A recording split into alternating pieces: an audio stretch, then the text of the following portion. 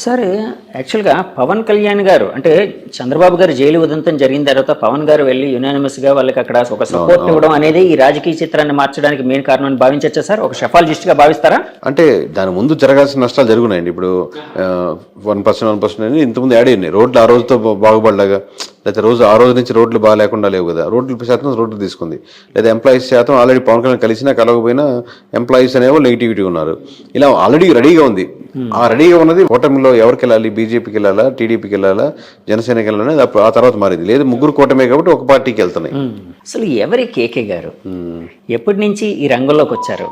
ఇలానే మీ personal life కోసం, మీ professional life కోసం తెలుసుకోవాలని చాలా మందికి ఒక ఉత్సుకత అనేది అయితే ఉందండి ప్రపంచవ్యాప్తంగా. సో ఎక్కడ సార్ మీది, ఎక్కడ ప్రాంతం, ఏంటి, ఎప్పటి నుంచి ఈ ఫీల్డ్ లోకి వచ్చారు? మా సొంతూరు నెల్లూరు అండి. ఈ సర్వీస్ రాకముందు నేను 8 సంవత్సరాల వరకు సాఫ్ట్వేర్ ఇంజనీర్గా పనిచేశాను. సో దీంట్లో ప్రధానంగా రావడానికి ఒక కారణం ఏంటంటే ఏదైనా పాజిటివ్ పనులు వీళ్ళతో చేపించేదానికి ఆస్కారం ఉంటుంది ఎమ్మెల్యేలతో. ప్లస్ ఓట్ బ్యాంకింగ్ కూడా కన్వర్ట్ అవుద్ది కదా. ప్లస్ ప్రజల పల్స్ నిజంగా ఏం కోరుకుంటున్నారు, నిజంగానే అందరూ డబ్బులకే ఓట్లు వేస్తారా, అట్లాంటి రకరకాల డౌట్స్ ఇన్ని కరెక్ట్గా మనం నిజాయితీగా చెప్తే యూజ్ అవుద్ది. ఒకటి నా స్వార్థం ఏంటంటే వాళ్ళ చేత మంచి పనులు చేయించవచ్చని, ఒకటి ఏంటంటే మంచి పనులు చేస్తే ఓట్ బ్యాంకింగ్ కూడా మారుద్దని. సో సర్వీస్ చేయించుకున్నాం, రిజైన్ చేసి సాఫ్ట్వేర్ నుంచి బయటకు వచ్చి చాలా కష్టాలు అక్కడ మొక్కలు తినే అప్పుడు దగ్గర ఉంటుంది. అది ఇదే పెద్ద తేడా కాదు కానీ. సో ఓవరాల్గా అది చేయడం మొదలుపెట్టింది, అది సక్సెస్ అయింది, నిజాయితీగా ఉన్నారు. ఇప్పుడు ఇంకా మీ పర్సనల్ లైఫ్కి వస్తే మా మిస్సెస్ పేరు ధనలక్ష్మి, మేము హైదరాబాద్లోనే ఉంటాం. నాకు 2 కొడుకులు. పెద్దవాడు 5th క్లాస్ అవుతున్నాడు, చెగువీర వాడి పేరు. రెండోవాడు వచ్చాను, వాడికి 4 years. చెగువీరా అండి? మనం చెగువీర అంటాం, అతను యాక్చువల్ ప్రొనౌన్సియేషన్ చెగువీర అంటాం. మేము మామూలుగా చెగు అని పిలుస్తాం. మీకు అంటే ఆ ఇన్ఫ్లుయెన్స్ ఏమైనా ఉందా అంటే అలాంటిది? అతను పవన్ కళ్యాణ్ గారు ఎక్కువ ఇన్ఫ్లుయెన్స్ అయ్యేవారు? చాలా అంటే లేదు సార్. మామూలు కమ్యూనిస్ట్, మా నాన్నగారు కమ్యూనిస్ట్ లీడర్ డిస్ట్రిక్ట్ వైజ్. కొంచెం బుక్స్ చదవడం, లేకపోతే ఒకసారి లాంగ్ బ్యాక్ నేను ఒక బైక్ మీద ట్రావెల్ చేస్తూ ఉన్న ఒక మూవీ ఉండేది, కంప్లీట్ మోటార్ సైకిల్ డైరీస్ అనేది ఉంది కదా. ఆ మూవీ చూశాను మామూలుగా. చూస్తున్నప్పుడు అప్పుడు ఎవరు చెగువేరు నాకేం తెలియదు అప్పటికి. మూవీ చూసి అద్భుతంగా, నాకు ట్రావెలింగ్ ఇష్టం, బైక్ అలా ట్రావెలింగ్ అనేది. తర్వాత అలా ఎవరు అప్పుడు దాంట్లో పూర్తి ట్రాన్స్ఫర్మేషన్ ఉంటుంది అనమాట. మీరు చూస్తుంటారు మోటార్ బైక్ డైరీస్, ఆ ట్రాన్స్ఫర్మేషన్ అవన్నీ చూడడం వల్ల బాగుంది ఇతను వేరంటే అప్పుడు చెగువేరు అనేది. దాని తర్వాత దాని గురించి తెలుసుకున్నాను. అప్పుడు వాళ్ళ ద్వారా పవన్ కళ్యాణ్ ఇష్టం లేదా ఇష్టం సంబంధం లేదు, నేను ఇండివిజువల్గా తీసుకుంది.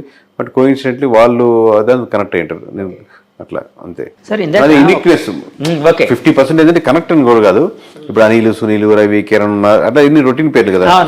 నేను స్కూల్స్ లో ఈ పేరు ఇంకోటి ఉండకూడదు అన్న 50% రీజన్. ఇంకోటి నేను కనెక్ట్ అయిన డైరీస్, దాంట్లో అతనికి ఆల్రెడీ ఆ పేరుకి ఒక స్టోరీ ఉంది, ఒక యూనిక్నెస్ ఉంది కదా అనేది. ఇట్లా రకరకాల కాన్సెప్ట్. ఇందాక మీరు ఒక మాట అన్నారు, షెఫాలజిస్ట్గా ఉంటే పొలిటీషియన్స్ మంచి పనులు చేయించచ్చని. అది ఎలా సాధ్యపడుతుందండి? అంటే మనం సర్వే అండ్ స్ట్రాటజీస్ కదా సార్. ఎమ్మెల్యే కలుస్తాం, వాళ్ళు సర్వే రిపోర్ట్ ఇస్తాం కదా. లాస్ట్లో మీరు ఇక్కడ నెగిటివిటీ ఉన్నది చెప్తున్నప్పుడు మీరు ఈ పనులు చేయండి సార్, అక్కడ యూజ్ అవుతుంది చెప్తాం కదా. ఆయనకి అడ్వైజ్ చేస్తాం, స్ట్రాటజీ కూడా చెప్తాం కదా ఎక్కడెక్కడ నెగిటివిటీస్ ఉన్నాయో. అప్పుడు ఆ థింగ్స్ చెప్పేటప్పుడు కొంచెం అక్కడ ఏదో ఎలక్షన్స్ లో పెట్టుకునే డబ్బులు, లాస్ట్ మినిట్ లో పెట్టే డబ్బులు పెద్ద ఓటింగ్ % డిఫరెన్స్ ఉండదు. అది అమౌంట్ దీని మీద ఇన్వెస్ట్ చేయండి, మంచి పని మీద, ఇక్కడ కార్యక్రమం మీద. ప్రజలకి ఎంతో హెల్ప్ అవుతుంది. మీకు ఆయన కావాల్సింది ఏంది? ప్రజలకు గెలిప పక్కన పెడదాం, గెలవాలి. పోటీ చేసినప్పుడు గెలవాలి, ఫస్ట్ రీజన్ అదే.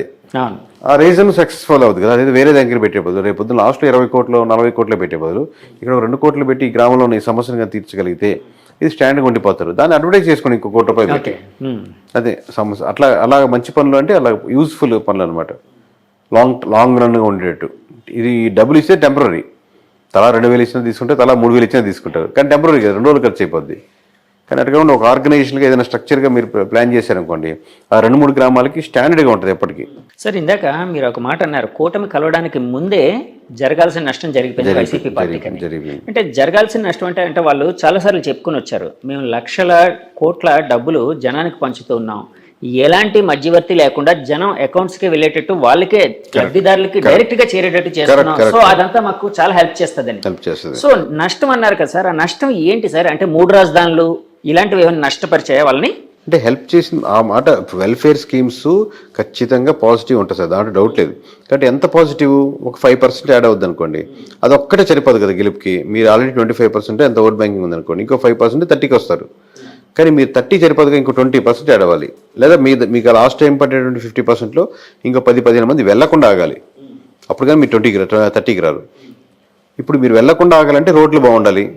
రాజధాని ఇష్యూలో నిజంగా రాజధాని కాకుండా రాజధాని పక్కన పెట్టు ఇది బాగుంది చూడు అని ఆల్టర్నేటివ్ ఉండాలి. రాజధాని కాన్సెప్టే కాదు, దాన్ని మించిన ఎమోషన్. మీరు ఒక దాంతో సఫర్ అవుతున్నారు, నాకు ప్రమోషన్ కావాలంటే ఖచ్చితంగా ప్రమోషన్ ఇవ్వాలండి, శాలరీ పెంచుతాను, ఓకే అంటే ప్రమోషన్ పక్కన పెట్టి మీకు శాలరీ సాటిస్ఫై అయ్యారు. సో ఆ ఎమోషన్ ని కనెక్ట్ చేయడం ఏదో ఒక ఎమోషన్ ప్రజలతో అంటే miss అయిందండి? అంతే 100%. లేకపోతే ఇన్ని రకాలుగా డ్యామేజ్ అవ్వదు ఇన్ని లేయర్లు. సో ఏ ఎమోషన్ ఎక్కడ మిస్ అవుతున్న దానికి ఆల్టర్నేటివ్ గా మీరు ఇంకో ఎమోషన్ యాడ్ చేయగలగాలి.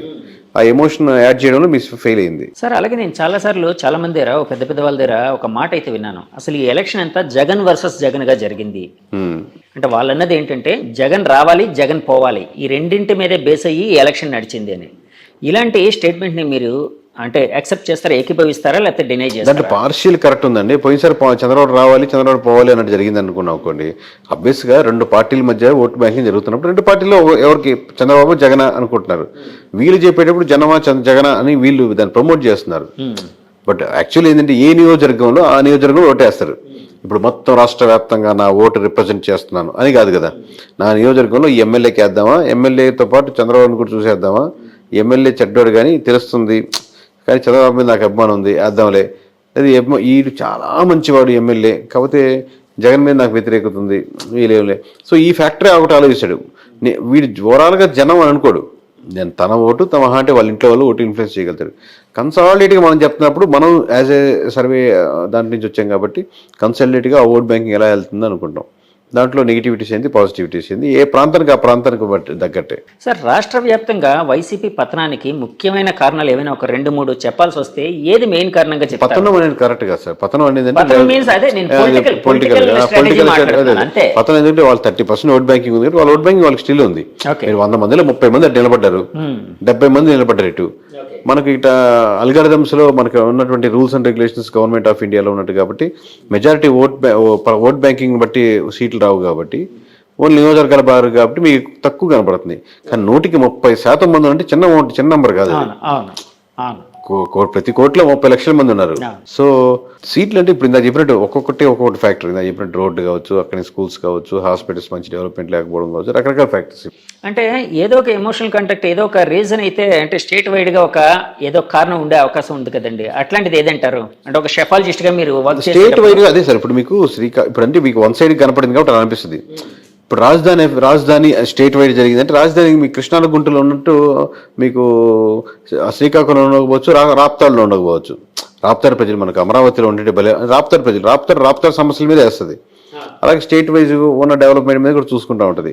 అలాగే కొంచెం ఎమ్మెల్యే మంచివాడైతే కొంచెం కన్సిడర్ అవుద్ది. అయితే 2-3 సార్లు ఓడిపోయినాడు, ఈసారి గెలవాలని సానుభూతి ఉంటే సానుభూతి అవుద్ది. ఓవరాల్ జనరలైజ్గా స్టేట్మెంట్ చెప్పలేము. కూటమి కట్టడం జనరలైజ్గా స్టేట్మెంట్ చెప్పుకోవచ్చు. కూటమి రాష్ట్ర వ్యాప్తంగా అడ్వాంటేజ్ అయింది. అంటే నేను చాలా మంది మా ఛానల్ తరఫున కొంతమంది పబ్లిక్ బైట్స్ తీసుకునేటప్పుడు చాలా మంది ఏమనేవారంటే అంటే కూటమిని యాక్సెప్ట్ చేసే వాళ్ళందరూ వెల్ఫేర్ అనేది ఉంది కానీ డెవలప్మెంట్ లేదు, సో డెవలప్మెంట్ లేకపోవడమే మాకు చాలా ఇబ్బందికరంగా ఉందని ఎవరు. ఆ డెవలప్మెంట్ లేకపోవడం అనేది రాష్ట్ర వ్యాప్తంగా వైసీపీని ఓడించడానికి కారణమై ఉండొచ్చా సార్? డెవలప్మెంట్ మీరు కొన్ని విషయాలు చేసినప్పటికి కూడా ఆ నియోజకవర్గంలో వాళ్ళు they have to feel this development. నాకు మంచి స్కూల్స్గా మార్చారు. ఈరోజు నా పిల్లవాడిని మధ్య తరగతి నాకు 30,000 వస్తున్నాయి, నేను ప్రైవేట్ స్కూల్ కట్టి 20,000 కట్టి పంపించాల్సిన అవసరం లేదు. ఈరోజు మంచి జగనన్న స్కూల్స్ బాగున్నాయి, నేను దానికే పంపిస్తాను. అందరూ అలా ఊర్లో ఎక్కువ మంది వెళ్తున్నారు అనుకోండి, ఆబ్వియస్గా మీరు వాళ్ళకి అడ్వర్టైజ్ చేసుకోనక్కర్లే అట్లాగా. సో అదేం ఫ్యాక్టర్ కాదంటారు సార్? అంటే మారుతూ ఉంటుంది అంటారు డెవలప్మెంట్ అనేది